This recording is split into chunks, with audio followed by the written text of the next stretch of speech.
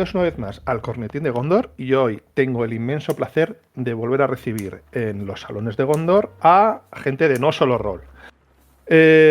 ¿Para qué? Vamos a hablar de La Hiena, creo que es el último libro que van a publicar y es uno de los mitos vampíricos del mundo de tinieblas más importante. Y para eso hemos conseguido que venga Héctor Gómez de No Solo Rol, que es traductor y coordinador de Mundo de Tinieblas.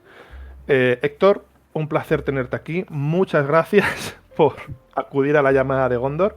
Y bueno, preséntate un poco, es decir, ¿qué haces tú en No Solo Rol? Buenas, yo soy traductor de toda la línea de Mundo de Tinieblas, además ejerzo un poco de coordinador de la misma y es un placer estar aquí como Rohan respondiendo a Gondor. Bueno, muchas gracias. Hace mucho que no teníamos a nadie de No Solo Rol y es un placer saber de vosotros y que bueno, que venís además con un titulazo.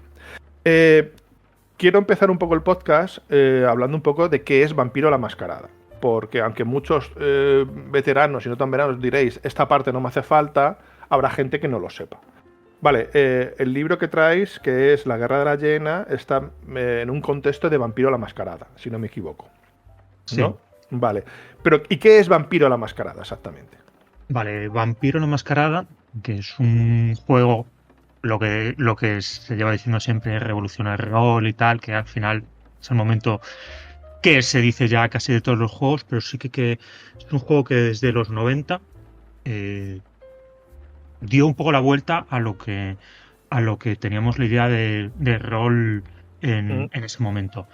Es un juego enmarcado dentro del mundo de tinieblas, que es un mundo que es un reflejo de nuestro mundo, en el que hay diferentes criaturas sobrenaturales, hay vampiros, hay hombres lobo, hay magos, hay fantasmas, etcétera, etcétera. Y en Vampiro tú juegas como uno de esos vampiros, interpretas por primera vez al que supuestamente es el villano de la historia. Entonces, el juego se centra sobre todo en jugar un poco con lo que es esa crisis existencial de tratar de seguir siendo humano cuando ya no lo eres del todo. Y pues, evidentemente te tienes que alimentar de otros seres humanos, beber su sangre, tienes que tratar de sobrevivir en un mundo que va a ser hostil hacia ti, porque cualquiera que supiese que existen los vampiros pues se va a partir de ellos, va a tratar de matarlos, etcétera, etcétera. Y luego además los vampiros crean su propia sociedad de la noche que es bastante hostil unos con otros, incluso cuando crean sociedades para protegerse de los humanos que siguen vivos.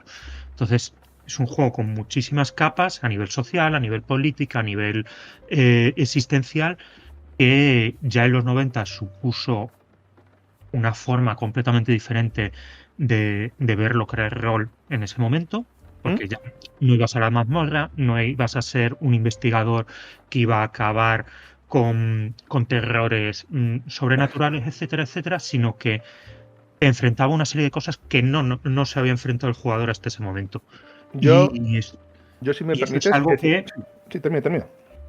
Eso es algo que yo creo que luego más o menos han mantenido dando diferentes perspectivas cada uno de los juegos del Mundo de Tinieblas. De hecho, yo lo he hablado con bastantes compañeros míos de rol y creo que Vampiro marcó un antes y un después en los juegos de rol. Y es por una cosa que has dicho tú. Hasta Vampiro la Mascarada, lo que teníamos era justamente D&D, Rolemaster, RuneQuest, llamada Chulu, Cyberpunk, etcétera, en la que no había, en la que todos en cierta manera eran aventureros. Es decir, incluso en Cyberpunk eras alguien que luchaba contra la sociedad, esa sociedad Cyberpunk, ¿no? Que es en el que a lo mejor dices, bueno, pero en Cyberpunk puede ser malo. Aquí, de hecho, partes como un villano y como un villano, entendámonos, cutre. Es decir, estás bajo la bota de gente muy por encima de ti, mucho más poderosa en todos los sentidos. Sí. Y lo que tú pensabas que se iba a convertir, ¿no? En convertirte en un depredador, prácticamente te ha convertido en una especie de presa, ¿no? En un cachorro débil de la manada, por decirlo de alguna manera. Exacto. Tiene esa dualidad ahí de soy la presa para los que son vampiros más antiguos y tal, pero a la vez soy el depredador para los humanos que ni saben que existo y tal. Y esa serie de dualidades que hay ahí normalmente en Mundo de Tinieblas es muy interesante y yo creo que no se habían expuesto antes en otros juegos de rol, ¿no? Lo que dices tú, había mucho juego en el que eras el aventurero, ya fuese un aventurero en un mundo cyberpunk, ya fueses un aventurero investigando terrores Lovecraftianos, ya fueses un aventurero que iba a la mazmorra y tal, pero de repente te dan un giro completamente inesperado que es de, bueno, ahora soy el malo porque me han empujado a ser el malo, me han abrazado, me han convertido en un vampiro, que a lo mejor yo no quiero esta posición y estoy ahí. Tiene una serie de dilemas morales que antes en otros juegos podías tener, pero es que aquí es el centro del juego.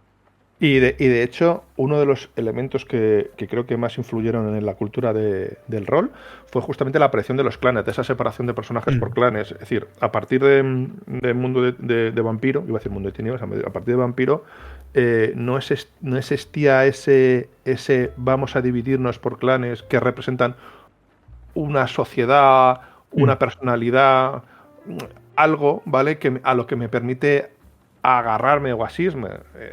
Yo me acuerdo que el primer juego con clanes fue Vampiro, pero a partir de él empecé a ver muchísimos juegos con clanes. Sí. Séptimo Mar, Leyenda de los Cinco Anillos, y bueno, y toda la gama del Mundo de Tinieblas, que siguen el mismo formato, pero explorando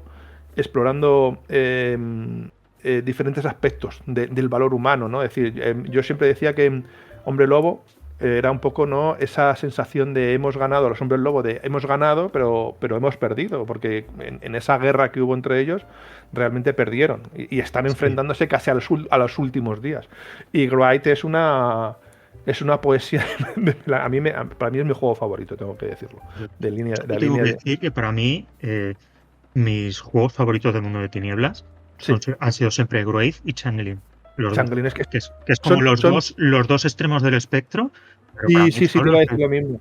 Es esa nostalgia, es decir, en Changeling es esa nostalgia brillante, ¿no? Es decir, de todavía queda esperanza en la fantasía. Y en Wright es como, madre mía, en qué mierda me he metido. Perdón por la expresión. ¿Te acuerdas que te decía fuera de micro que nos vamos a irnos por las ramas? Mira. Sí, que vamos a divagar. Que vamos a divagar. Ya te lo dije. Bueno, voy a intentar reconducir. Vale, ya sabemos lo que es Vampiro la Mascarada, pero para hablar un poquito de la Yeena y todo eso, creo que hay que hablar de dos conceptos, ¿no? Lo que es Caín y la maldición del vampirismo y los antediluvianos y las generaciones. Porque, como espero que luego nos cuentes, la Yeena está muy relacionado y muy pegado justamente a estos dos conceptos. Pegada a todo esto, vale. Aquí ya entramos, momento mitología del juego. Sí. El Vampiro la Mascarada toma como punto de inicio de la maldición del vampirismo el mito abrahámico de Caín. Entonces se supone que hay al principio de los tiempos, bla bla bla, cuando Caín mata a su hermano Abel, Caín queda maldecido por Dios y entonces la maldición que le impone es una maldición que finalmente se traduce a que es el primer vampiro. Todo esto se explica en el libro de Denot, bla bla bla bla bla bla, para los que la hayáis leído o queráis saber más de esto. Y entonces Caín, como el primer vampiro, hay en un momento en el que abraza a otros 3 vampiros. Como esto es lo que dice la mitología oficial de Vampiro la Mascarada. Estos 3 vampiros serían la segunda generación. Son vampiros superpoderosos, etcétera, que se conocerían con el nombre más o menos de anciano. Aunque no tienen, normalmente les llaman la segunda generación. Estos 3 primeros vampiros por debajo de Caín, a su vez llega un momento en el que se saltan lo que les pide Caín y abrazan a otros vampiros que son los antediluvianos. Los antediluvianos llega un momento en el que se enfrentan a sus sires, los vampiros que les han abrazado, esa segunda generación, y luchan contra ellos y empiezan a abrazar gente también. Abrazar, Entonces, para que la gente lo entienda, abrazar significa hacer vampiros, básicamente. exacto, que aquí yo empiezo a lanzar Sí, el vocabulario de juego y la gente se nos pero bueno, pierde. tú tranquilo que yo si veo algo, yo te voy con todas las disculpas del mundo parando Vale, ¿no? y matizando un poquito lo que es casos, intentando Todas las buscar que la notas gente entienda. Las notas a pie de página siempre bienvenidas, que yo era muy fan de Pratchett y a mí me apasiona. Bien, Entonces, estos antediluvianos empiezan a abrazar descendencia propia y, dado que se han enfrentado contra la segunda generación, incluso la han devorado, que eso es lo que es diabolizar a otro vampiro, lo de sí. cuando devoras toda su sangre y hasta su alma. Entonces Caín los remaldice. Y entonces su descendencia empieza a tener características comunes dentro de cada línea de sangre, que es lo que ya se conocen como los clanes. Los clanes. Hay que decir una cosa también para la gente que nos esté escuchando y no sepa mucho de vampiro, que conforme la generación es más alta, entre comillas, menos poderoso eres. Es decir, el más Exacto. poderoso sería una generación 1 y corrígeme si me equivoco, creo que la última generación es la generación número 13, que es prácticamente como un humano vitaminado. Tenemos hasta la 13, que son más o menos los vampiros normales más débiles, y luego hay algunas generaciones extra que ya son como vampiros tan diluidos que no tienen ni características de Estadísticas. clan, funcionan un poco de forma distinta porque son casi humanos, pero no, que son los sangre débil. Que de hecho Exacto. es una de las cosas que se supone que es una señal de la Gehenna, y ahí pues tienen sus problemas con los otros vampiros porque, claro, es como una señal del apocalipsis y tal, nos los vamos a ventilar o no, porque les podemos usar, porque casi pasan por humanos y estamos en un momento en el que hay ciertas organizaciones humanas que saben que los vampiros bla bla bla están aquí, entonces están ahí como en un punto, esas generaciones ya tan alejadas de Caín, que más o menos los utilizan todos, son moneda de cambio y están siempre en peligro. Vale. Además, es importante cuando diabolizas es decir, cuando diabolizas a gente por encima de tu generación, tú te vas convirtiendo en más poderoso. Es decir, sí Sí, o sí. vas subiendo generación, vas ganando poder y tal, que es uno de las tramas ahí como políticas y tal, de luchas de poder, de yo, si me como a este, voy subiendo. Es un poco como el juego de las damas, ¿no? Sí. Bueno, el ajedrez, cuando vas ahí comiendo, vas subiendo.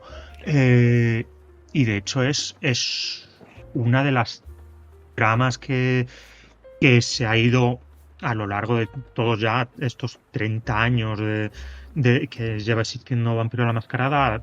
Se ha visto muchas veces de vampiros que han ido subiendo de generación, de clanes, de hecho, que, que se comieron a su antediluviano y quedó una línea por ahí perdida de un clan anterior y ahora hay otro, ¿no? Como hicieron los Tremer con los Salubri, como hicieron los Giovanni con los Capadocio, como hicieron los Brulla con los propios Brulla, etcétera, etcétera, ¿no? Hay una serie de tramas, de líneas de sangre que han quedado ahí sueltas, que tratan de vengarse de los que les destruyeron, que te da otra capa de tramas oscuras por el juego y que luego, pues si conoces toda esa metatrama, puedes usar también cuando llevas la Gehenna a tus partidas.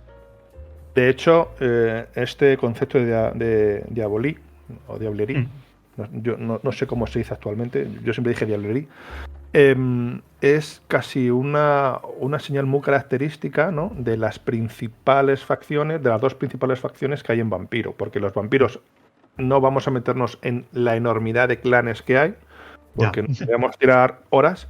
Básicamente se agrupan, creo recordar, y corrígeme, en cuatro grandes tipos, ¿no? Es decir, serían la camarilla, ¿Sí? sería el Sabbath, los independientes y los anarquistas. Voy a decir una cosa antes de seguir. Yo personalmente me quedé en los independientes. Los anarquistas creo que vino mucho después y nunca llegué a saber muy bien qué es lo que eran. Os lo digo para que la gente que me esté escuchando diga, ¿y este es un ignorante? Evidentemente sí, y por eso está Héctor aquí, para explicarnos un poco el contexto en el que nos estábamos moviendo.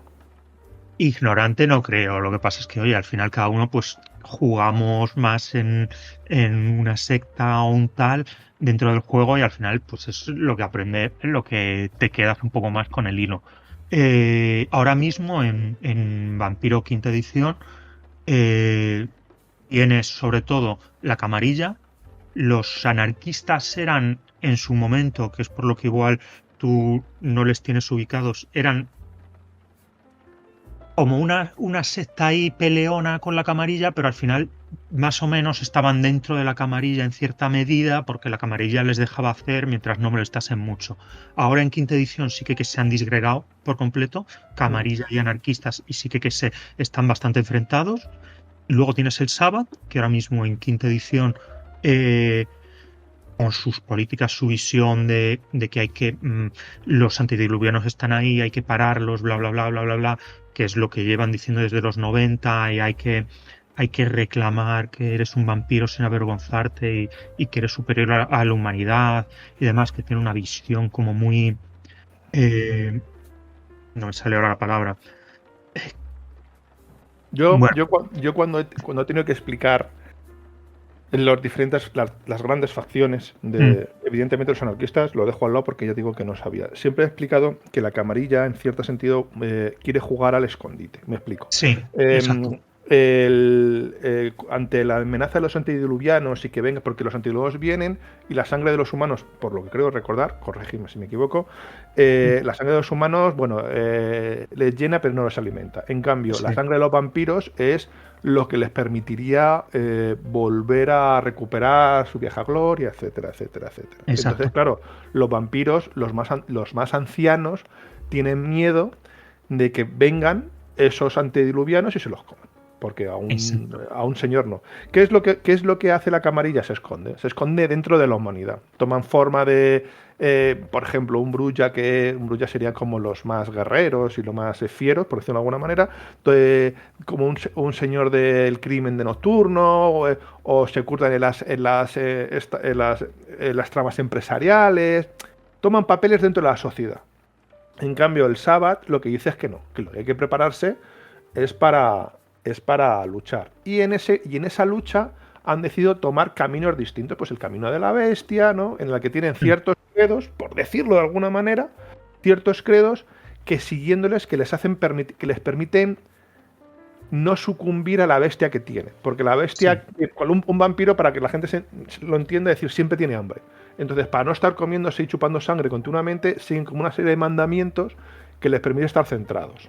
Básicamente, entonces la principal diferencia es que la camarilla toma los mandamientos de la humanidad, un poquito nos hacemos idea, no voy a explicarlos todo porque si no el podcast nos vamos a 8 horas, y el Sabbath toma distintos caminos dependiendo del rol que quieran tomar. Los anarquistas no tengo ni idea, y luego hay una serie de independientes que nunca se unieron a ninguna de las dos grandes facciones, que siempre se han manejado por libre. Con un poco, tú no me molestas, yo no te molesto. Y aquí siempre me han gustado, por ejemplo, de los independientes me ha gustado los Giovanni, tengo que confesarlo. Han sido mi clan favorito durante mucho, mucho, mucho tiempo. Perdona que te haya interrumpido, pero es para que la gente nada, sí.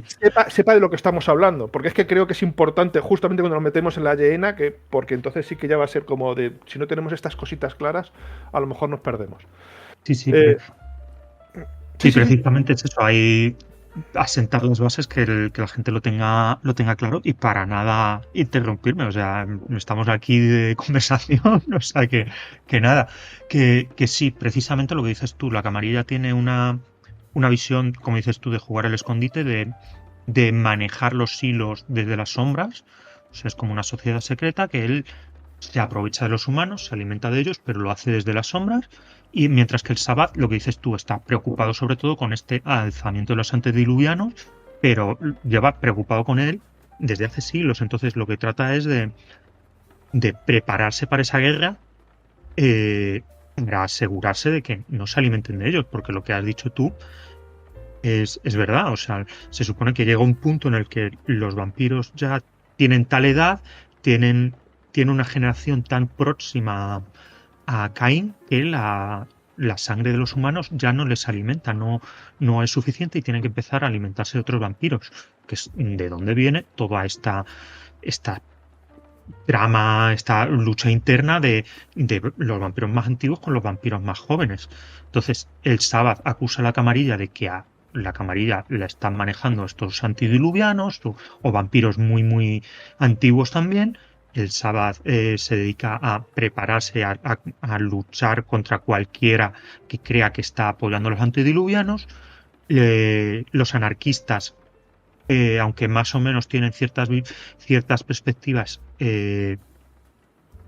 afines a la Camarilla, consideran que las políticas casi dictatoriales de la Camarilla no son válidas, buscan pues otros sistemas de gobierno propio y tal, y luego pues estaban los independientes, lo que dices tú, iban un poco a su rollo, pero ya cuando llegamos a Vampiro Quinta Edición, empiezan a verle las orejas al lobo y el decir, bueno, es que si estamos aquí solos, igual, todo lo que se está viniendo encima se nos come, se nos lleva por delante. Entonces, en esta última edición ya empiezas a ver una serie de tejemanejes y de movimientos de clanes que empiezan a cambiar de bando, de clanes que estaban sueltos, que se unen a alguna de las sectas y tal, para tratar de salvar el culo y tal, que es bastante interesante porque da mucho juego a quienes les gusten jugar a tramas políticas, ¿no? Sí. Y luego además, con todo esto, pues tienes lo que era, sobre todo se veía muy bien en los 90, la facción de camarilla anarquistas, más o menos, pues hacían lo que dices tú, abrazaban la humanidad, que era el ver más o menos, tratar de mantenerte afín a unas morales humanas de cuando todavía estabas vivo, mientras que el Sabbath pues hacía justo lo contrario, lo que decías tú, lo de estos mandamientos propios y tal, que era decir, mira, yo voy a abrazar que soy un monstruo, no tengo por qué avergonzarme de esto, pero lo que voy a hacer es controlar a mi bestia, que es esta ansia que tengo siempre dentro de seguir alimentándome, la satisfacción al momento y demás, que es una de las características propias del vampiro clásico y que Vampiro la Mascarada pone muy de manifiesto.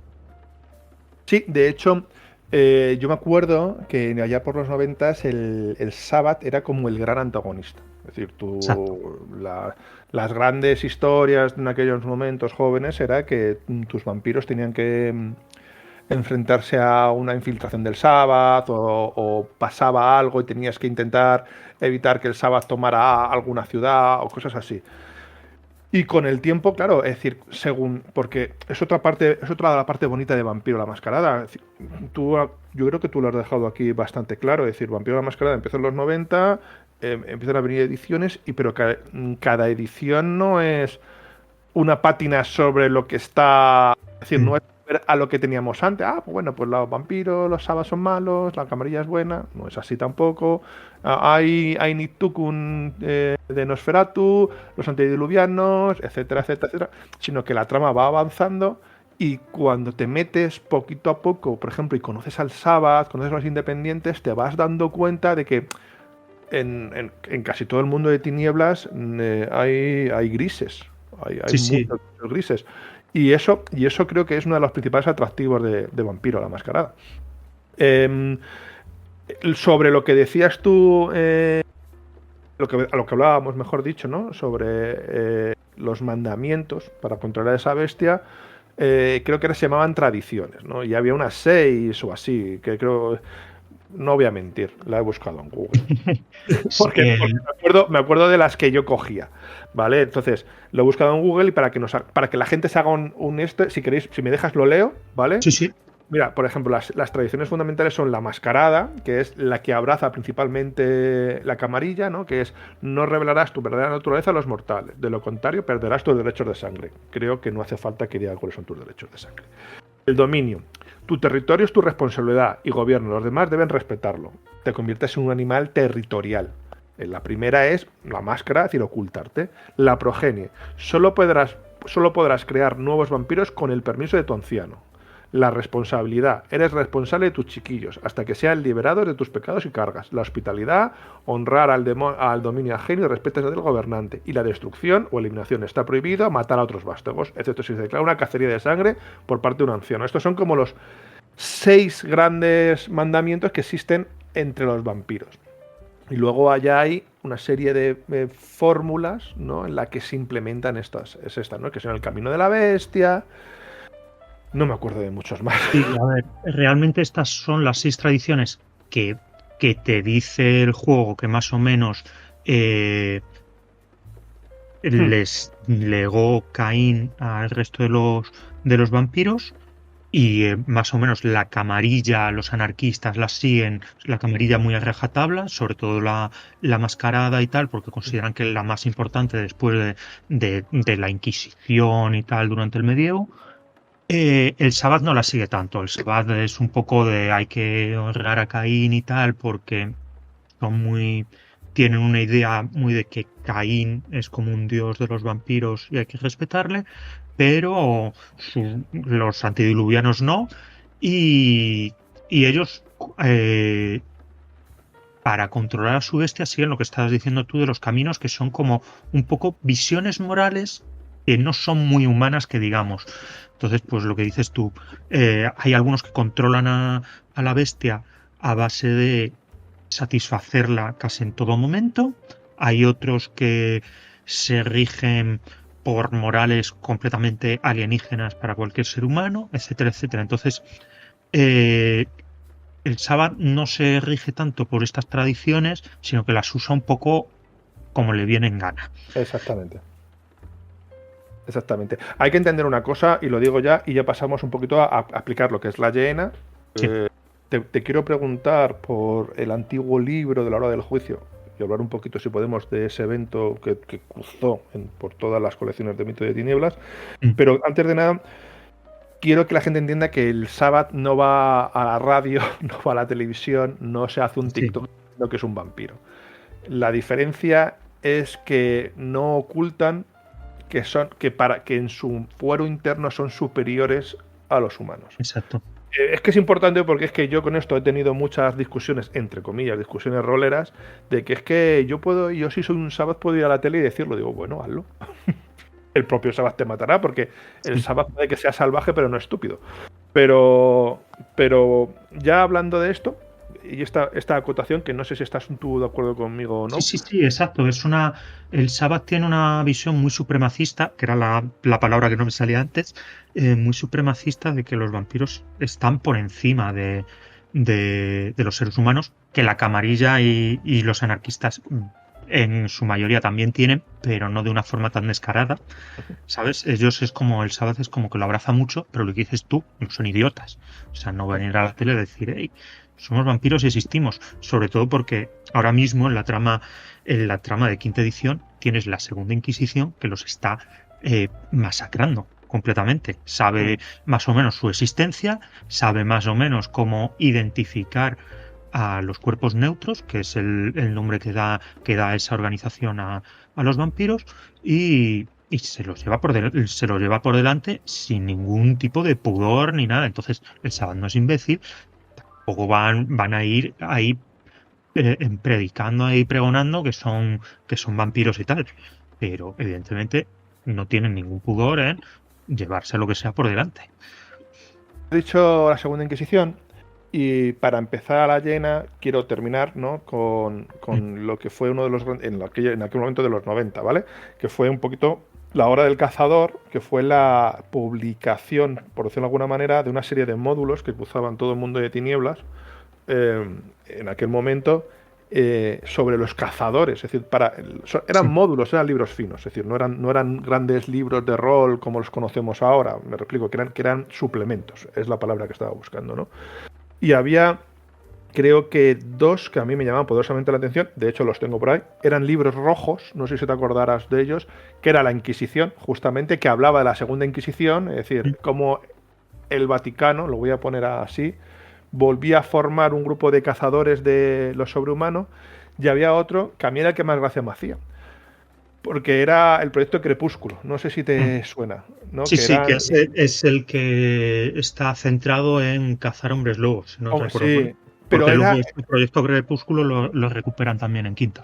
estaba centrado y eran de eran organizaciones gubernamentales, es decir, el FBI y la CIA, y molaba mucho en aquellos momentos porque sí, te hacías cazadores y tus perfiles y atributos y habilidades eran de humano, tal. Lo único que tenías era recursos, es decir, hay una sección en la ficha que era recursos, claro, estaba lleno, ¿no? Los recursos que podías tener la Inquisición o podía tener el gobierno, que te da un poco y molaba mucho porque tomabas el papel, es decir, llegaba un momento, creo que en Vampiro, no sé si te pasó a ti, en el que sí te sentías borracho de poder.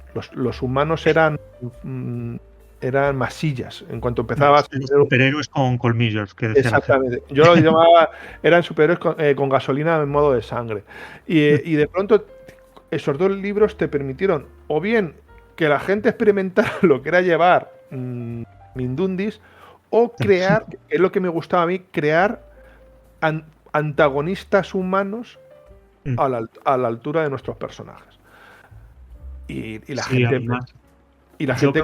Sí, dime. No, creo que los que no viviesen aquella época de los 90, el tal, Mundo de Tinieblas hubo un momento en el que todos los años era el año de, y cada año estaba centrado en una cosa. Entonces sí que hubo un año, que no sé si fue el año de la venganza o el año del cazador o cómo se llamó, ya no me acuerdo, que fue justo cuando salió la primera edición de Cazador la Venganza y editaron toda esta serie de suplementos que dices tú, que eran como de antagonistas más o menos humanos para cada juego, ¿no? Que estaba, lo que dices tú, uno de cazadores de vampiros, el proyecto Crepúsculo para Hombre Lobo, había uno el de la gente de otoño para Changeling, había también uno como de no cazadores de fantasmas exactamente, pero sí como de mediums y no sé qué, que más o menos también trataban de joderle un poco la no vida a los que ya están más jodidos todavía, ¿vale?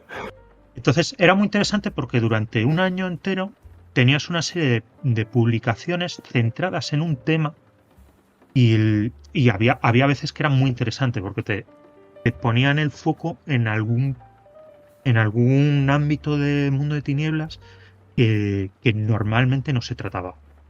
De hecho, creo que el libro de Cazador yo no lo tengo físicamente porque a mí me pilló ya en un momento. Es decir, yo estaba en un club de rol y se tenía un presupuesto bastante grande. Es decir, en aquel momento molaba mucho estar en un club de rol porque tenías acceso a muchos libros. Y sí lo tuve, y sí tuve la sensación de estar ante un buen producto. Me explico. No era hemos cogido todos los libros, los hemos pegado juntos ya que están, sino que sí que les daban una pátina para que todo estuviera unido a base de historias, te intentaban explicar que bueno, que el proyecto Crepúsculo caza a hombres lobo, que la Inquisición vampiros, pero cómo funcionan las sociedades y tal, y el libro sí me llegó a gustar, yo te digo, no lo tengo físicamente, es uno de esos libros al que algún día me compraré por completista y tal. Nos estamos divagando mucho, creo que sí. Porque tenemos muchos PX repartidos en rol, en la habilidad de rol, y eso es bueno. Pero yo creo que la gente habrá venido a hablar de la Yeena. ¿Qué es la Yeena? Vale. Dentro de toda esta mitología de Vampiro la Mascarada que estábamos mencionando antes, se supone que en algún momento va a llegar un apocalipsis para los vampiros. No se sabe si va a afectar al resto de habitantes del Mundo de Tinieblas o no, pero sí que los vampiros hablan de que va a llegar un momento en el que algo va a acabar con ellos, que es la Gehenna o Yeena o Gegena o como es como Tulu, cada uno lo pronuncia como quiera y está cada uno lo pronuncia como quiere. Entonces serie de vampiros y tal llevan profetizando que esto va a llegar y tal. Lo que has comentado tú antes, hubo un momento en 2004, creo que fue 2003-2004, que fue el tiempo del juicio. Sí, White Wolf en ese momento decide que va a poner fin a todo Mundo de Tinieblas y lanza una serie de suplementos que cierran cada una de las líneas que todavía estaban abiertas. Esto era, además, se ve que es algo que habían ido preparando a lo largo de los años. Ya algunas de las líneas más fundamentales había cerrado, como había sido Grave. y las demás pues les van poniendo fin. A lo largo de varios años se va acercando hacia eso. Entonces, en ese momento tuvimos Gehenna, dentro del tiempo del juicio, que ofrecía con ya no sé si 3, 4, 5 escenarios más o menos de que podías jugar para ponerle fin y tal. Entonces, cuando aparece quinta edición, se reinicia todo y tal, o incluso con 20 aniversario, que cogía todo lo que había pasado, todos los 20 años de juego, y les ponía un poco al día, es como, bueno, vamos a ignorar esto. Y Sí, esto no pasó, el fin del mundo no llegó, estuvo a puntito, pero no.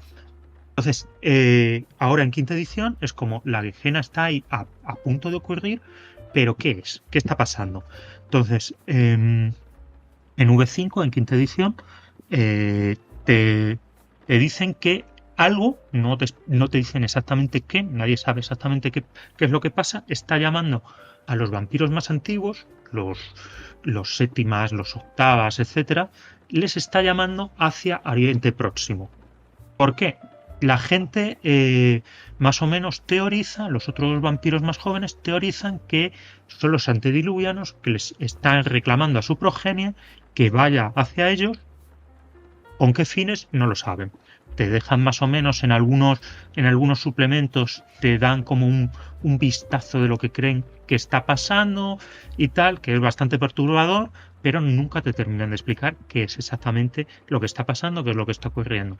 Entonces tienes por un lado la llamada, todos esos vampiros más antiguos que están desapareciendo de Occidente, de Europa, de las Américas, etcétera, etcétera, dirigiéndose hacia Oriente Próximo. Y a la vez pues tienes el Saba, que al ver esto dice, estos son los antediluvianos que se están levantando, nos vamos para allá. Dejan completamente vacías ciudades que estaban bajo su dominio y se van para allá también. Y empiezan una cruzada buscando a los antediluvianos en los sitios en los que creen que están para ventilárselos de una vez. Esto es mucho más complejo que eso. Una vez ya te empiezan a explicar todo lo que está pasando en la Gehenna, que más o menos Sabbath la Mano Negra, que es un suplemento de ya con varios años y tal, te explica un poco lo que está pasando, y la Gehenna te explica también otro poco más. Pues ya vas viendo que es más complejo. Ahí te dan a entender que hay antediluvianos que ya se han levantado y que están más o menos andurreando ya por otros sitios. Te dicen que no es verdad que todo el Sabbath se haya ido. Explican pues también pues que si en Oriente Próximo la situación pues no se reduce ahí, hay otros sitios en los que están pasando cosas y tal. Y luego además, y esto voy a saltar un segundín a 20 aniversario, aunque no del todo, porque es con el diario de Becker, que sirve de enlace entre las dos ediciones, entre 20 aniversario y quinta, te presentaba una idea que es que la Gehenna no es un evento único, es como una especie de cosa cíclica. Entonces ha habido una serie de fines del mundo para los vampiros, de grandes amenazas que han podido acabar con ellos o que los han dejado muy tocados, muy dañados, y que a lo mejor la Gehenna es eso, que cada cierto tiempo un clan queda prácticamente destruido, que además si coges la metatrama de vampiro durante todos estos años, ves que ha sido así, que ha habido una serie de clanes que prácticamente han quedado destruidos. Primero fueron los Capadocio, luego fueron los Saluri, llega un momento en el que les pasa a los Ravnos y te dan a entender que eso puede ir pasando poco a poco. ¿Cuál será el siguiente clan que se vaya a pique? Siento cortarte. Los Ravnos, ¿qué les ha pasado a los Ravnos? Si yo te digo que yo llego a un momento en el que corto, no por nada. Vale, hay en un momento en los 90 en el que ocurre la Semana de las Pesadillas. La Semana de las Pesadillas pasa una serie de eventos súper locos, fue uno de estos eventos enormes que afectó a todo el mundo de tinieblas, en el que se levanta el antediluviano de los Ravnos. Si no recuerdo mal el nombre era Zapatazura o algo así, es como un nombre como en hindú, en hindi y tal, que probablemente sea incapaz de pronunciar en condiciones. Entonces se levanta en Bangladesh, creo que era, la tecnocracia, que es una sociedad de magos. magos hipertecnológicos, bla, bla, bla, de magos de ascensión, lanza una especie de bombas nucleares espirituales donde se ha levantado este antediluviano porque es una amenaza para toda la humanidad y técnicamente lo matan. Te dan a entender que está completamente destruido. Yo podría decir que hay ciertas cosas ahí que podría discutir, pero bueno, se da por hecho que lo destruye. Eso tiene un impacto en todo el mundo de tinieblas, en Grave provoca una destrucción tremenda, porque estas bombas nucleares espirituales provocan una serie de efectos al otro lado del manto que separa el mundo de los vivos con el de los muertos, etcétera, etcétera, etcétera. Y entonces la línea de los Ravnos, cuando se queda de golpe sin antediluviano, provoca un cataclismo que no me acuerdo el nombre que le daban, pero básicamente empieza a provocar que unos Ravnos se enfrenten a otros y empiecen a diabolizarse unos a otros de forma indiscriminada. Entonces, a día de hoy, los Ravnos quedan muy poquitos.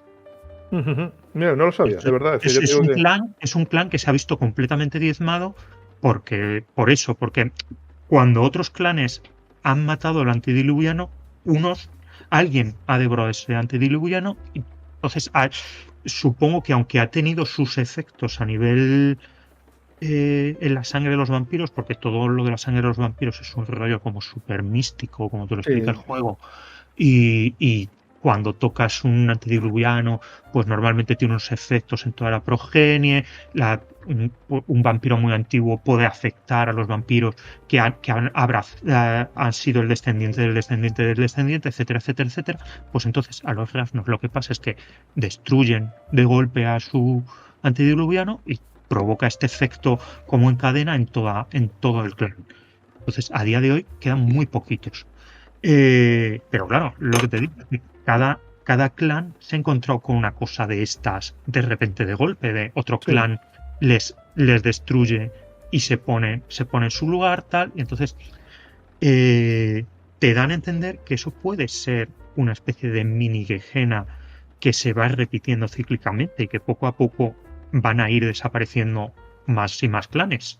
Entonces, es una de esas cosas de, oye, ¿cómo vas a abordar esto, ¿no? Que es un poco lo que Guerra la Gehenna te hace, no explícitamente esto, pero sí te dice, oye, yo te voy a dar toda esta serie de herramientas, coge tú y monta tu propia Gehenna, enfócala como tú prefieras. Entonces, ya metiéndonos más en el libro, es decir, el libro no es una aventura per se, ¿no? Es decir, No yo me acuerdo de que en el primer libro, ¿no? En la hora del juicio, justamente te daban como 3 escenarios, ¿no? Es decir, te da un escenario de un apocalipsis silencioso en el cual los vampiros empezaban a desaparecer y te proponían que fueras investigando las desapariciones, y al final descubrías todo el tema de los antediluvianos. Jugaban mucho con el tema de los Nictukun, de los Nosferatu, me quiere sonar. Te ponían una propuesta apocalíptica al más puro estilo el infierno en la tierra, es decir, de buenas a primeras los antediluvianos se levantaban y a lo mejor me equivoco, ¿vale? Y más o menos exigían a sus hijos, es decir, el Chimitz exigía a sus hijos Chimitz, ¿no? Es decir, que le trajeran otros vampiros, ¿no? Para alimentarse, y todo eso acababa como el rosario de la aurora, porque claro, es decir, ya no estamos hablando que se puedan ocultar, los antediluvianos no se ocultaban, y acababa, pues eso, me acuerdo de que la propuesta final de esa aventura era que tú tenías que ir diabolizando a gente superior, ¿no? Hasta convertirte tú en un antediluviano y tomar ese papel, y el final puede ser tan loco, porque claro, tienes tanta mezcla de sangres que ya no eres un Nosferatu, no eres un Mentru, no eres un Malkavian, es decir, tienes tu propia línea de sangre y casi en esta lucha se había remodelado el mundo. Habíamos vuelto a una especie de edad oscura y tal, ¿no?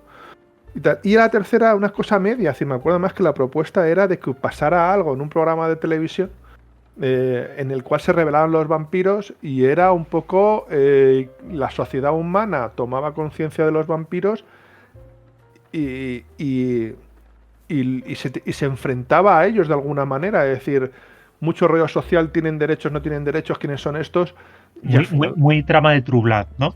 Sí, es decir, molaba, es decir, a mí, ya te digo que era la idea que más me gustaba, es decir, porque la otra era como muy bestia, muy Mad Max, por decirlo de alguna manera, es decir, molaba mucho hacer bizarradas,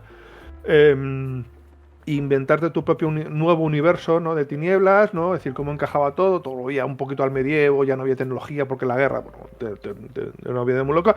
Y la otra era como de, vale, de buenas a primeras se ha descubierto que hay vampiros, la sociedad está ya en pánico, entendámonos bien, lo va asimilando y empiezan las estas de, vale, pero esta gente tiene derechos o no tiene derechos, o esta gente, ¿cómo tratamos con esta gente? Porque ahora, de buenas a primeras, a ver si todos van a querer ser vampiros, bla, bla, bla, bla, bla, bla, bla, bla, y al final va pasando, la propuesta era yo me acuerdo que una especie de caja de herramientas. Y al final se quedaba un poco así. Entonces, la Guerra de la Hiena también es una caja de herramientas a este rollo. Es decir, estamos hablando ya del libro que estáis publicando ahora mismo. A ver, la Guerra de la Hiena hace una cosa que creo que están haciendo muchos de los últimos suplementos de V5 y que creo que es uno de los puntos fuertes que tiene V5, que es darte una serie de herramientas para que trabajes tú. Te da una serie de ejemplos, te da una serie de cosas ya preparadas para que cojas y las pongas directamente en partida, pero te da muchas herramientas para que lo hagas como tú prefieras. Entonces, Guerra de la Gehenna se centra no solo en explicarte la Gehenna o en darte herramientas para llevarla a juego, sino también en partidas más centradas en la acción. Pues si quieres, evidentemente, si vas a llevar a tus jugadores, a los personajes, los vas a llevar a Oriente Próximo, a esa cruzada de la Gehenna que está montando el Sabbath y tal, vas a tener una partida con mucha acción.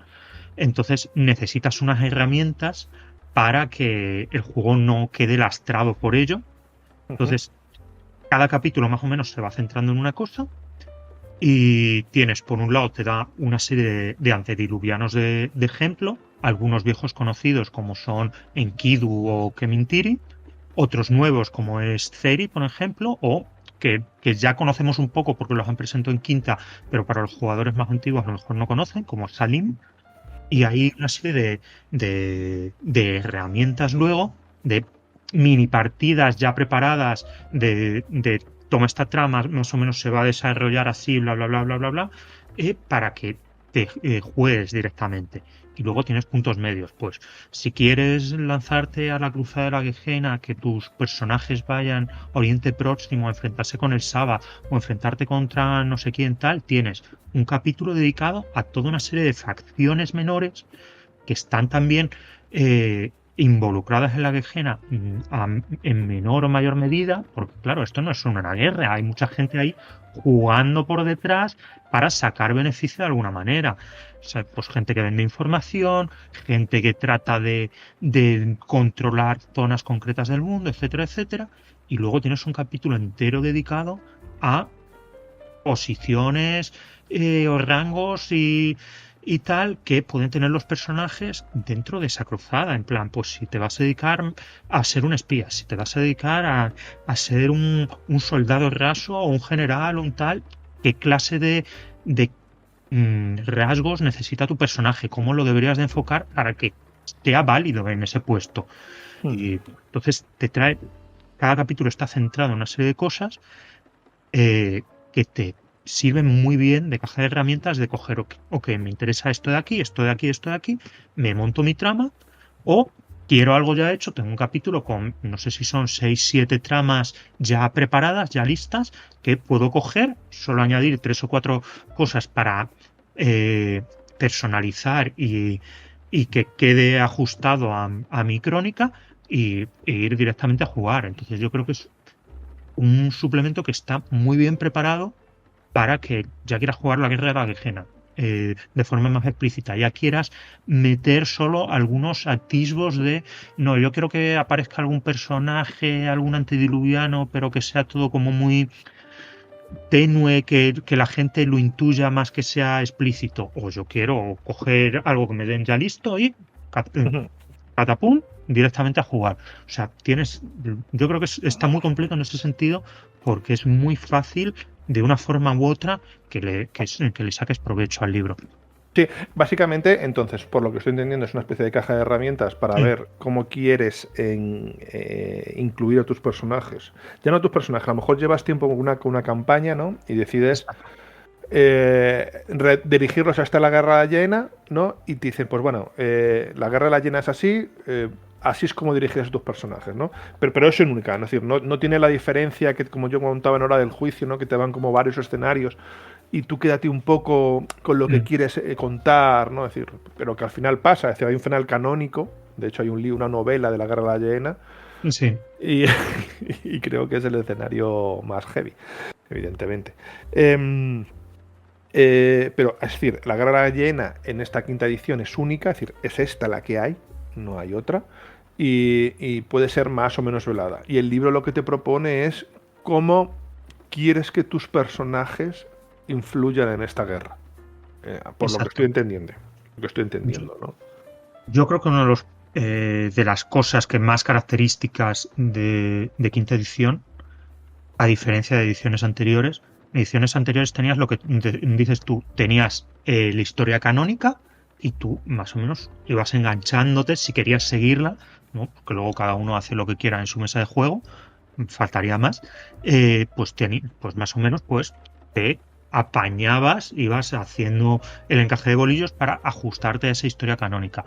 Quinta edición dice, a tomar por saco, te voy a dar pinceladas muy someras de las cosas que pasan y tú tienes completa libertad, que es también una de las cosas por la que yo creo que toman decisiones como lo de hacer lo de la llamada, quitar de golpe a todos los antiguos de los principales dominios occidentales para que tú tengas libertad para jugar como te dé la puñetera gana, porque aunque seas un Mindundi, es que no hay gente tan superpoderosa por encima de ti, con lo cual tú puedes aspirar a tener un cierto cargo de importancia.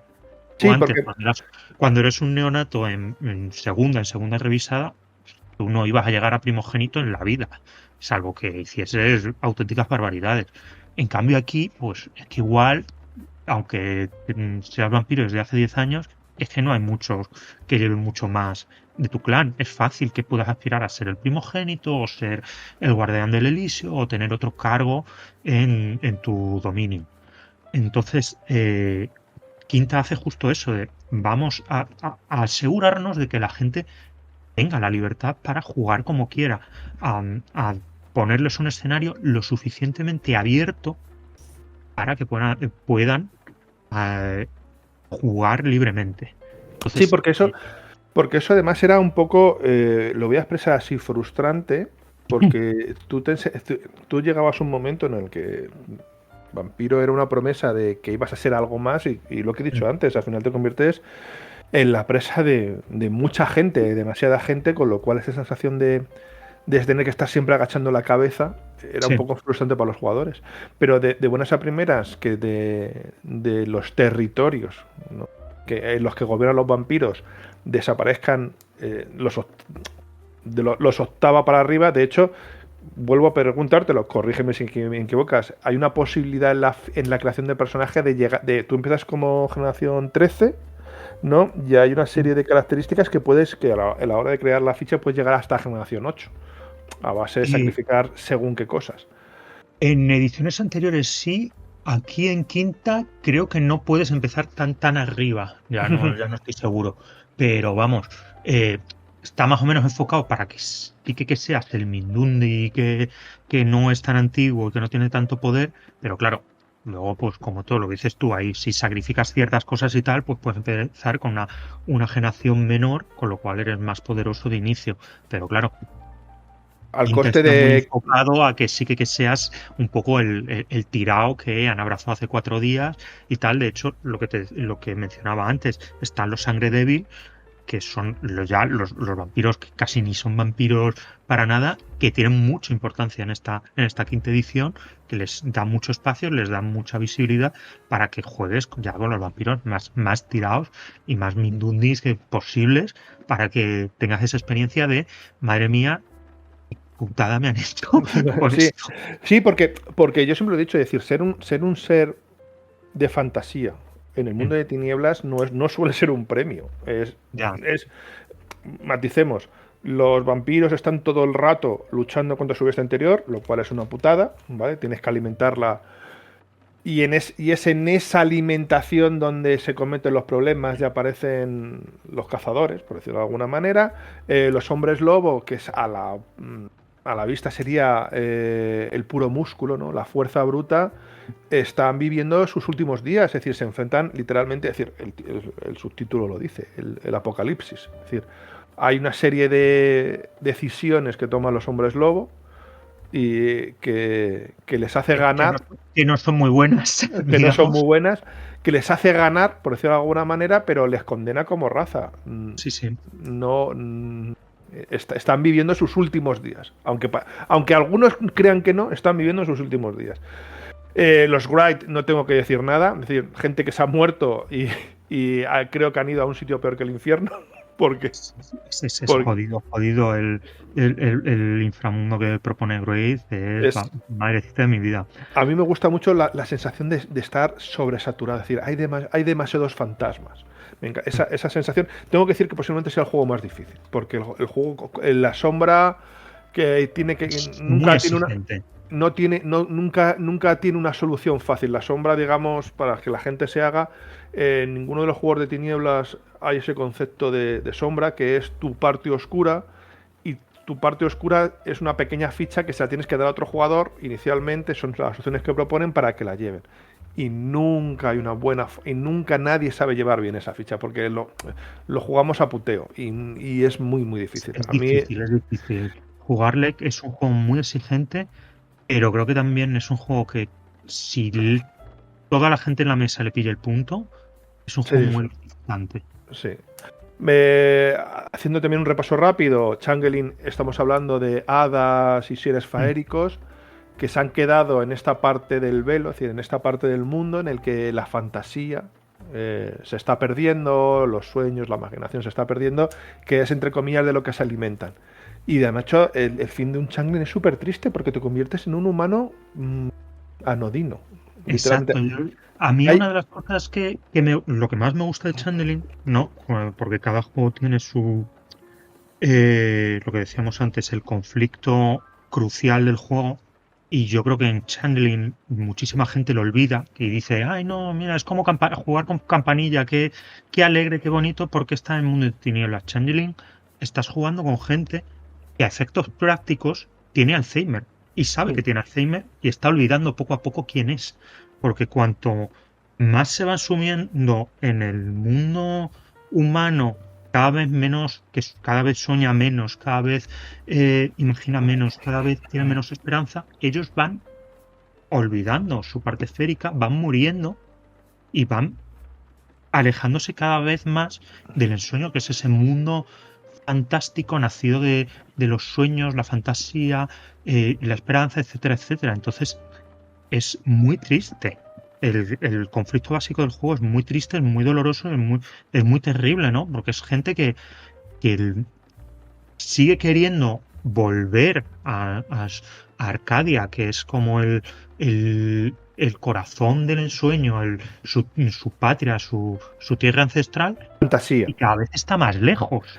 De hecho, cada vez es más difícil volver allí, y a la vez es como queremos volver allí y dejar el mundo de los humanos del que hemos sido parte, que es parte de nosotros, porque los Changelings son mitad humanos, mitad hadas, ¿no? Porque la forma que tuvieron de sobrevivir es irse reencarnando una y otra vez como humanos, porque si no les iba a destrozar la banalidad de este mundo. Entonces el conflicto básico del juego es tan bonito y tan terrible. De hecho, creo que tiene la mejor historia de Mundo de Tinieblas, que es la de la profesora y la alumna. Cuando digo profesora y alumna, es una profesora de un colegio, que es un Changeling, una alumna que no sabe que es un Changeling hasta que la profesora se lo diga, y la profesora es como ese profesor que nos gusta, ¿no? Te enseña sin que saber que te enseña de manera casi natural y tal, y pasan ciertas cosas. El Changeling de la profesora se tiene que sacrificar, creo recordar, y muere, y de pronto ve el protagonista, ¿no? Esa alumna ve a la profesora y ve que es una aburrida profesora, es la señora Carapaper, para que nos digamos, ¿no? Y ha perdido esa chispa y ella como que toma la decisión de va a ser ella la nueva profesora, va a llegar hasta eso para poder inculcar, a ver si la gente vuelve a tener fantasía, la gente vuelve a tener y puede mover a los changles. Creo que es la mejor historia que he leído yo de Mundo de Tinieblas. La historia que habría el básico de segunda, además con ilustraciones de Rebecca White, que es una ilustradora maravillosa, y joder, se merece más amor. Changeling, yo siempre lo digo, se merece más amor, porque yo creo que hay muchísima gente que nos acerca a él porque tiene una visión muy sesgada de lo que va a ser el juego. Luego también tenemos Mago, ¿no? Que Mago son esos humanos súper... Es decir, Mago, literalmente, y yo lo explico así, corrígeme si me equivoco, creo que es la fase de este podcast. Es seres, ¿qué es lo que pasaría si a seres humanos le dieras todo el poder del mundo? Según enfoque de esferas y tal, ¿no? Que es esa corrupción, ¿no? Que te va tomando, cada vez que rompes las reglas de realidad, tú te vas volviendo más un ser más retorcido, o todo lo contrario, ¿no? Cada vez que haces que la realidad se asemeje más a la magia, te vas convirtiendo en un ser más tecnócrata, más frío. Y la magia no debería de ser eso. Y que ese es el conflicto que tiene todo el rato, ¿no? Tiene el conflicto de tú despiertas, ¿no? Que es como lo llaman los magos, despiertas a una capacidad que al final eres capaz de alterar la realidad. Claro, tú alteras la realidad en función a una serie de normas que se amoldan a tus creencias, a tus ideas de cómo funciona el mundo, pero también a las ideas de cómo funciona el mundo que tienen todos los que están a tu alrededor. Entonces, cuando lo que tú estás haciendo no es concebible para los que te rodean, la realidad te da un contragolpe y ahí te puede empezar a destrozar completamente. Entonces, el conflicto ese de soy casi un dios porque poco a poco vas ganando en poder, pero a la vez si voy retorciendo el mundo, voy retorciendo la realidad, va resistiéndose y me va a ir dando más guantazos hasta que puede que llegar un momento en el que no pueda formar parte de este mundo y el mundo me expulse. También ahí muy complejo, sobre todo por lo que decías tú, ¿no? El sistema de magia de mago va por esferas, va por ámbitos de realidad que puedes manipular. La idea que hay detrás de eso es increíble, pero es tan complejo. Y por último quiero preguntarte, nos hemos salido totalmente de la red de la llena, volveremos, pero creo que la gente verá lo rico que es Mundo de Tinieblas, ¿vale? Sí. Y de hecho, según mi experiencia, la Guerra de la Llena siempre tiene como un reflejo en el resto de colecciones. Siempre había algo que les pasaba a los hombres lobo, que les pasaba a los changelings, que les pasaba a los... Bueno, tú lo has dicho antes mismo, es decir, cuando despierta el Ratnos, yo eso no lo sabía, ¿no? Es decir, la bomba espiritual, atómica espiritual, se cepilla a un montón de Grites que, bueno, que no sé si se van a otro sitio peor, porque es horrible, ¿no? Pero creo que un poquito antes de Hora del Juicio, ¿no? Se publicó Demonio la Caída. Sí. ¿No? ¿Ese libro lo tenéis pensado publicar en algún momento en No Solo Rol? A ver, explico, porque esto ya es un tema de licencias. Sí. Nosotros tenemos permiso, voy a poner aquí comillas, porque luego también depende mucho y tal, pero nosotros trabajamos con 20 aniversario y con quinta edición. Sí. Entonces, todo lo que sea anterior a eso, ahora mismo no nos dan luz verde a recuperar nada. Vale. Es frustrante porque hay mucha gente que nos pregunta, oye, tal libro y tal cosa. Pues joder, nos gustaría. No, es decir... no nos dan. No, pero ya no solo te lo digo por Demonio la Caída, porque sí que nos han preguntado y nos han preguntado, oye, ¿de esto va a haber un 20 aniversario o va a haber una quinta edición y tal? No lo sabemos. O sea, y además te lo digo, nosotros nos enteramos muchas veces de cuándo se va a lanzar una cosa, cuando se entera la gente de a pie. No, es que si te digo una cosa, es decir, yo no te lo pregunto para ver si es alguna exclusiva, sino te lo pregunto ya como fan, literalmente. No, sí te he entendido perfectamente y no lo he entendido de otra forma de mira, están no, es que además me gusta aclararlo, ¿sabes? Joder, a nosotros nos gustaría y ha habido cosas, también te voy a decir, ha habido cosas que nosotros hemos estado dando mucho la castaña de, oye, ¿y esto no se podría recuperar de ediciones anteriores? Y hemos estado años dando la castaña y hay algunas cosas que se han recuperado luego y que estamos súper contentos de coger y en quinta decir, bueno, este libro, por fin, lo vuelven a tener los fans, pues como pasó, por ejemplo, con el libro de Not o todos estos libros que son como libros de metatrama que son libros dentro del propio mundo del juego, que, joder, qué guay poder recuperar el libro de Not o otros libros que están apareciendo ahora de ese estilo, como Las Revelaciones de la Madre Oscura, ya han anunciado las Crónicas del Laberinto Negro para Hombre Lobo, etcétera, y suponemos que recuperarán más libros de ese tipo y nosotros Esos libros son de más, verdad años diciendo, son, oye, y el libro de Not no se podría recuperar. Son esos libros para que nos hagamos de idea, no son tanto manuales o son libros narrativos. Son libros Sí. con una fuerte carga de el libro de Not básicamente es una Biblia vampírica. Sí. Para que la gente decir, no te vas a encontrar ahí una nueva habilidad de diablería o una nueva habilidad de alguna disciplina, no te vas a encontrar nada. Es decir, te va a encontrar un poco justamente todo lo que has contado de Caín hasta los antediluvianos. Yo, por ejemplo, he conseguido recuperar porque una chica jovencita, ¿vale?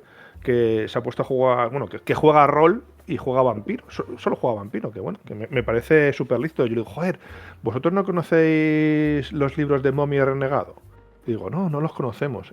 Y claro, cuando le expliqué de dónde vienen las momias, que se supone que son vampiros, en los que han perdido, de alguna manera han perdido la habilidad de abrazar, pero por ganar ciertas cosas, se quedaron muy flipando, y oye, ¿me lo puedes pasar? Y se lo pasé, pero posiblemente de esos libros, a mí, el que más me gusta y el que más he disfrutado es Proscritos, no sé si le conoces. Proscritos... Muchísimas cosas en los 90 que sé ahora mismo no le tengo, o sea, me suena el título, pero no le tengo ahí como de qué iba este libro. No, Proscritos era una propuesta, ¿vale? Muy concreta, pero a mí me voló la cabeza, ¿no? Y era en casi todos los seres de tiniebla, de mundo de tinieblas, casi todos, no todos, hay como un clan, para que nos entendamos, que son los que no son de nadie. En vampiro son los Kaitif. Los Kaitif. Y en mago eran los seres huecos, puede ser, o no me acuerdo ya. Es que ya te digo los huérfanos. Los huérfanos. Los seres huevos sí que tenían ahí como alguna característica un poco tal. No, pero eran los que estaban un poco a su aire. Eran los magos que no tenían ninguna vinculación especial hacia una esfera. Eran estos. Y había otros también en Hombre Lobo, que lo sabía, que no tenían. Ronin. Los Ronin. Muchas gracias. Es decir, había renegado de su tribu y demás. Que me tendría que ir hasta el sótano para buscar el libro y poder decir la palabra bien, pero gracias a ti no tengo que hacerlo. Y era, claro, es decir, esa gente se encontraba en un mundo de tinieblas en el que, es decir, si ya siendo un ser de mundo de tinieblas tienes todo en tu contra, es decir, no es un premio ser un hombre lobo, no es un premio ser un mago, no es un premio ser un vampiro, del resto de razas no hablamos, tú imagínate no tener nada literalmente que existe, no tener un clan, no tener una secta, no tener una facción, no tener nada. Y molaba mucho porque la propuesta era de que esta gente se iba encontrando un poco por arte de magia, es decir, de como los capítulos, tú lo has dicho antes, ¿no? De New Blood, de cosas de eso, ¿no? De, pues nos juntamos, ¿por qué? Porque a mí me quieren matar los míos, a ti te quieren matar los tuyos, y a esta la quieren matar los suyos. Vamos a intentar defendernos. Y molaba mucho porque era muy exigente para el máster porque de buenas a primeras tenías que manejar 3 libros, ¿no? Es decir, tenías que manejar hombre lobo, vampiro y mago, pero claro, las aventuras eran como súper chulas, es decir, eran como de cosas, es decir, eran seres muy poco poderosos, por decirlo de alguna manera, pero que se completaban muy bien. Y siempre me pareció uno de los mejores libros de Beowulf, fíjate lo que te digo. No sé si lo conocías, no lo conocías, pero... Es lo que te decía, o sea, el título sí sabía que existía, pero es de esos libros que no tenía ahí yo dominados. Es que en los 90 es que hubo muchísimo material. Es difícil ahí tener todo. Y tengo que decir que es muy bueno. Es decir, creo, no es crítica hacia nadie, pero a lo mejor también me puede la nostalgia. Creo que fue un momento de bullir ideas grandiosas. Es decir, siempre también lo comento muy a menudo. Uno de los mejores libros de ayudas para mí fue el manual del comerciante de Rokugan. Que tú te lo empezas a valer y te hablaban de estadísticas del grano, de los cocos, de tal, y pasabas la cuarta hoja y decías, bueno, ya hemos hecho el paripé y ahora vamos a hablar de lo que va este libro, del Collab, ¿no? De una facción concreta. Y esas cosas, insisto que yo no lo veo. Yo no veo que se arriesguen a ciertos libros, a ciertas ideas. Y no voy a decir que da pena, es el momento en el que estamos, pero que mola mucho. Si la gente los puede pillar por ahí de alguna manera, en Wallapop o cosas de esas, de verdad, es decir, son libros que merece la pena salvar. Nos hemos desviado totalmente de la guerra de la hiena. Creo que no importa, porque creo que hemos hablado, y que quizá debería haber sido el principio, hablar un poquito del mundo de tinieblas, de todas las facciones, y luego hablar un poquito de vampiro. Vale. Recapitulamos, es decir, la guerra de la hiena, es decir, se supone que da a entender, ¿no?, que las hienas son hechos que suceden cíclicamente, un poco para purgar la población de vampiros y que haya gente con cuello limpio. Y estamos un poco en esta situación, es decir, que si te quieres ir a la guerra, literalmente, te puedes ir a Oriente Medio, ¿no? Y el libro te ofrece ese escenario de cruzada contra todos los diluvianos. No queremos revelar nada más de qué es lo que propone esta guerra, ¿no? O te da la opción, ¿no?, de ir asumiendo los vacíos de poder, ¿no?, que se van quedando por esta guerra de hiena.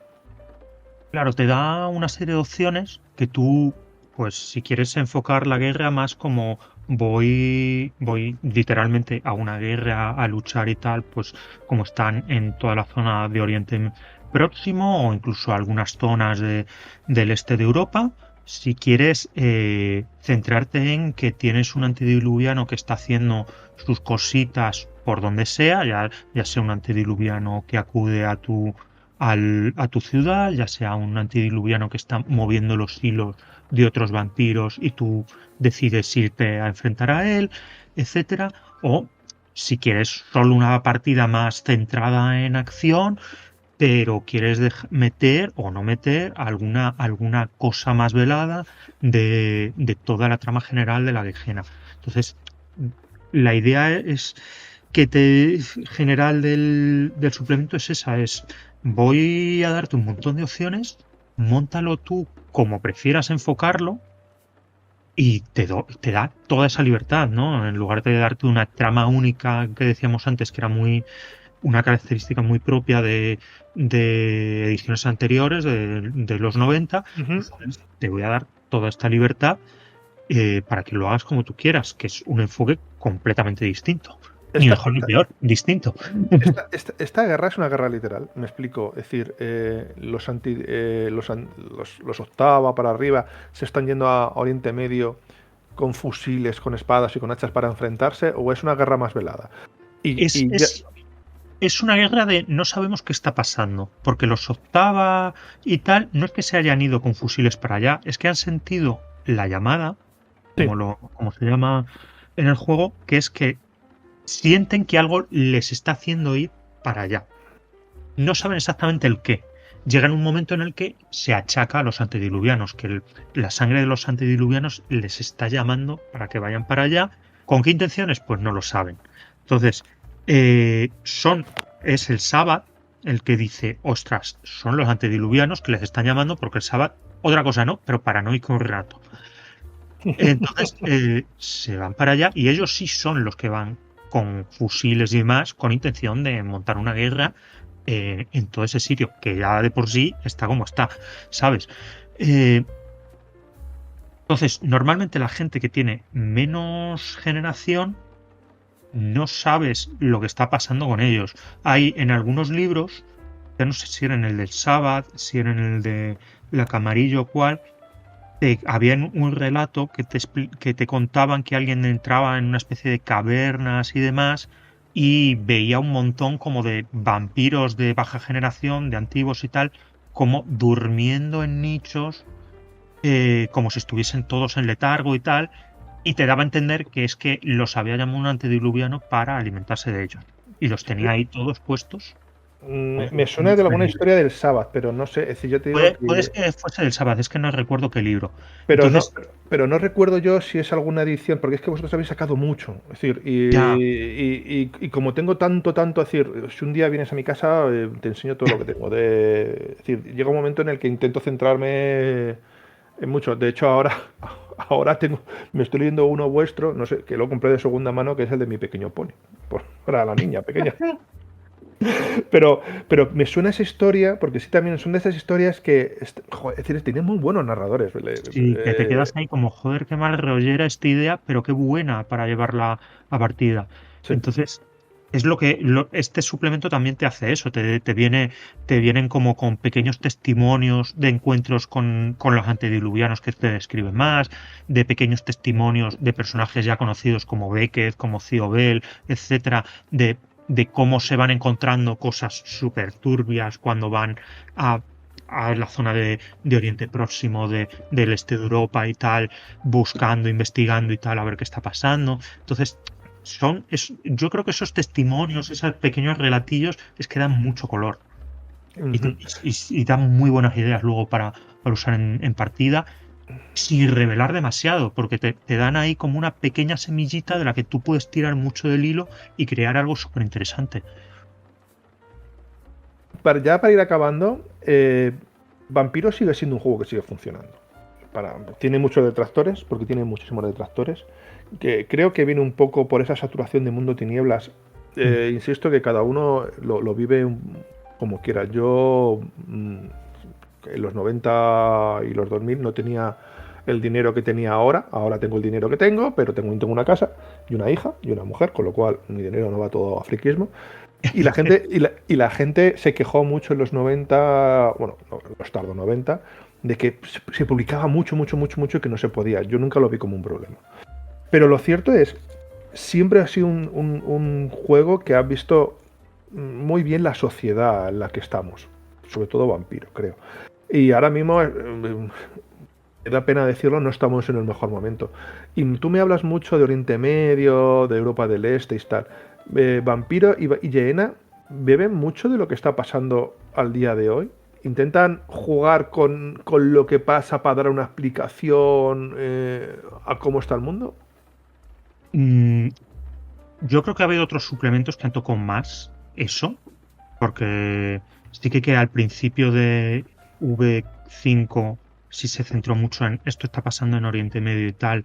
Ahora tiene un poco más cuidado de a lo mejor no repetir tanto ese tema. Y darte además, ya lo hacía Sabbath, ya lo hace este libro, de esto sí, está centrado aquí, pero no es el único sitio. Están pasando más cosas, que es un poco lo que decía antes de no es solo la idea que teníamos hasta ahora, esto está pasando en otras partes del mundo. Aquí te hablan que si en Singapur también se están moviendo algunos antediluvianos, etcétera, etcétera. Aparte que es algo que te han dado a entender ya muchas veces que no todos los antediluvianos se echaron a dormir, a descansar en Oriente Próximo. Hay algunos que están por el norte de África, por ciudades muy antiguas de Europa, etcétera, etcétera. Entonces, esto no se centra solo ahí. Eh, y luego, lo que has dicho, yo estoy muy de acuerdo contigo. El mundo de tinieblas en general, yo creo que has sabido muy bien leer el mundo en el que vive, e incluso adelantarse a veces. Porque yo recuerdo en los 90 se han tratado temas que a día de hoy son la actualidad y que en ese momento, que era por lo que decían, es que vampiro es transgresor y tal, es verdad. O sea, tú tenías personajes en los 90 como Sasha Vicos que estaban tratando temas de las personas transgénero y demás, de las personas no binarias. O sea, están tratando una serie de temas que en aquel momento era como, ostras, esto qué raro, que edgy, que no sé qué, joder, pero es que son temas que incluso se adelantaron y que no ha tenido miedo en tocar ciertos temas desde un prisma de esto es parte del mundo en el que vivimos, ¿por qué no lo vamos a tratar cuando estamos hablando de un reflejo oscuro de nuestro mundo? Sí. De hecho, yo siempre lo comento de que hay un elemento en los juegos modernos, con ambientación moderna, que se nota cuando un juego lo sabe incluir bien y lo sabe incluir mal, que es el teléfono móvil. En los años 90 y tal, el teléfono móvil servía para llamar. Entendámonos bien. Y si es cierto que ciertas aventuras y ciertas explicaciones, ¿no? Parece que se solucionarían con una llamada de teléfono o con buscar en Google. Y esa idea, creo que Vampiro, por lo poco que he estado viendo y leyendo, es decir, te ha dejado bien claro lo que puedes buscar en redes sociales o la inclusión de redes sociales y todo eso. Que claro, que al día de hoy es lo que vivimos.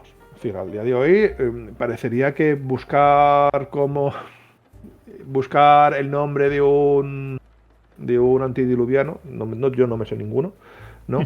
Lo podrías buscar en Google, ¿no? Y a ver qué, y con una tirada te sale y una web super creepy de tal, encuentras te dicen, aprende a jugar estas cosas. Es decir, no es tanto que te da la información, sino como encauzar a los jugadores a dónde tienen que ir a buscar la información. Y creo que en eso Vampiro lo sabe hacer.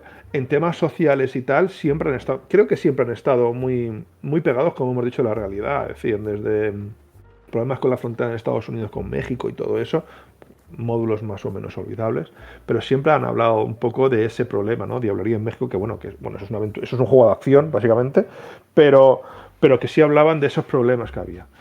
Héctor, llevamos, mira lo tonto, te lo decía, te sabes el antemano te lo sabes, esto no es un examen, pero el antemano te lo sabes. Llevamos casi 1 hora y media de grabación. No sé si quieres comentarnos algo más de Vampiro, de No Solo Roll o de Yeena. Pues yo creo que poco más puedo decir que si se quiere acercar a Mundo de Tinieblas, yo creo que tienes un juego y una edición que más o menos puede satisfacer a casi todo el mundo. Es un juego que además creo que es fácil acercarse porque los sistemas no son muy complejos. Tienes el mundo que te presentan, es un mundo como en el que vivimos. Es conocidísimo. Claro, es muy fácil trasladarte a ese mundo, ¿no? Es como cuando te dan un mundo de fantasía muy trabajado que necesitas conocer mucho el mundo para que el personaje se pueda mover y sentirse cómodo. Este es un mundo como en el que vivimos. Técnicamente un reflejo oscuro, tristemente en el mundo en el que vivimos a día de hoy, igual ya no tan oscuro, porque más o menos están ahí parejos. Y que yo creo que a poco que escarbes un poco encuentras una facción, un juego, etcétera, que te va a gustar, ¿no? Porque lo que decíamos antes, cada una de las líneas tiene un conflicto ahí básico con el que seguro que te sientes identificado. Bueno, para acabar, tengo que hacer la pregunta. ¿El libro es para grupos, tú cómo lo aconsejas? ¿Para grupos que llevan ya un tiempo y quieres meterlos en la llena o grupos, entre comillas, nuevos? Para empezar. Yo creo que tal y como está planteado, lo van a aprovechar los dos. A poco que te interese un poco el meter la quejena o meter partidas que sean más de acción, ¿no? Porque tiene esas dos vertientes del suplemento, le vas a aprovechar. O sea, va a tener ideas, va a tener tramas, va a tener PNJs, etcétera, que vas a poder aprovechar y consejos que el narrador va a poder usar en partida. O sea, yo creo que es uno de esos suplementos que más o menos, a poco que te interese el tema, le vas a sacar juego. Héctor, un placer. Creo que hemos hablado largo y tendido de Vampiro, de Mundo de Tinieblas, de Yeena.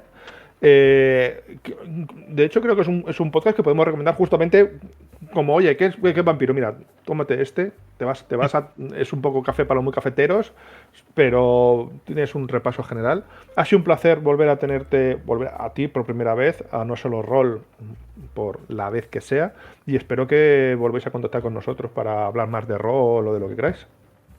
Nada, yo encantado, muchísimas gracias de poder echar esta mañana un rato aquí y oye, explicar un poco no solo lo que dices tú, no solo el Guerra de la Quejena, sino todo lo que es el Mundo de Tinieblas, dar así por lo menos unas pinceladas básicas, ¿no? Como hemos hecho al final. Vale. Pues nada, nos despedimos y nos vemos en la próxima. Adiós. Hasta luego.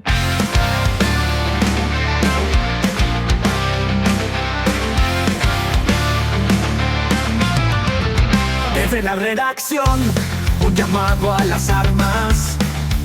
El Conecting de Gondor aquí se transforma. Jefe Kakai, Aaron Limax, Pacheco, Caso, Taco, Ainu, sí. Somos frikis, sí, pero con pasión. Navegando en la red sin solución. Siempre al margen de la noticia. En nuestro blog y podcast sin primicia. Verso. De Tolkien a Star Wars, de cómics, anime. En nuestro universo geek todo cabe. Analizamos, debatimos sin parar. Con cada episodio un nuevo lugar. Somos frikis, sí, pero con pasión. Navegando en la red sin solución. Siempre al margen de la noticia. En nuestro blog y podcast sin primicia. Verso.